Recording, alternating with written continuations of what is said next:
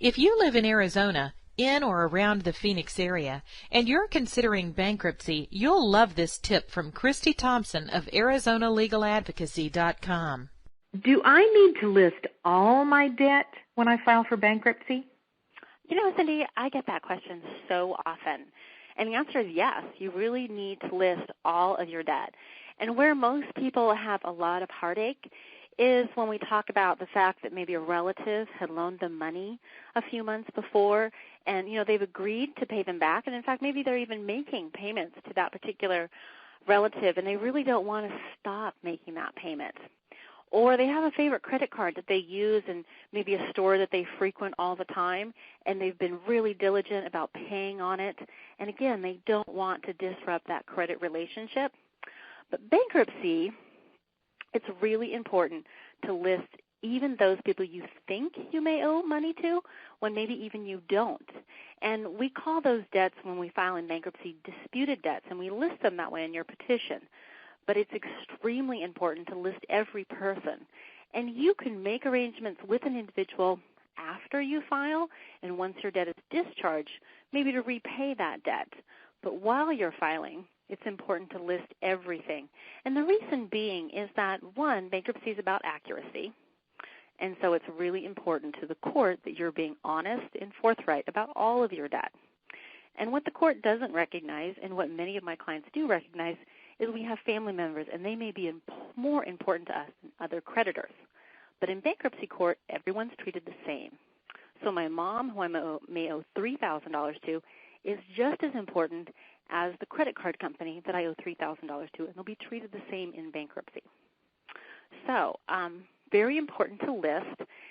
That's important in Chapter 7, but even more important in Chapter 13. And I know we've talked in the past about Chapter 13 and how you get to reorganize your debt. And so in a Chapter 13, you can repay your mom, and you can repay your favorite credit card, but you're simply not going to be paying as much. You're going to be able to pay what you can afford. Some people, not because maybe they don't want to list the debt, but because simply they've forgotten. At that point, if you've actually forgotten someone and you need to list them in your bankruptcy, it's extremely important that you contact your attorney and catch that mistake. Let them know so we can list that bankruptcy again. Because in states like Arizona, if it's determined that in your Chapter 7 bankruptcy, that's the bankruptcy where you don't pay anything back, that you don't have any assets, then all of your debt is discharged. And if someone was overlooked, then you can simply notify them and say, I did file, I attempted to notify you, which is very important, but unfortunately I wasn't able to. But because there were no assets, you as a creditor weren't harmed. However, say, for example, you did have an asset in your bankruptcy, and the court says, well, we're going to distribute whatever it was that was found as an asset to all of their creditors. Well, if someone wasn't listed, then they obviously didn't get a chance to get paid, and so they can pursue you after bankruptcy. So it's very important to list everyone. And, I want to emphasize there's nothing wrong with paying a creditor back. Even if you file bankruptcy, you can do that. But the key part is to list them. Ensure that you list them. And after that, you can choose to pay them back. Now, the court won't order you to, but you can make your own decision about that.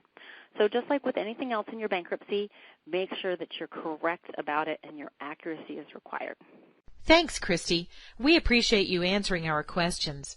If you have specific questions for Christy or would like to find out more about filing for bankruptcy in or around Phoenix, Arizona, visit Christy's website at ArizonaLegalAdvocacy.com.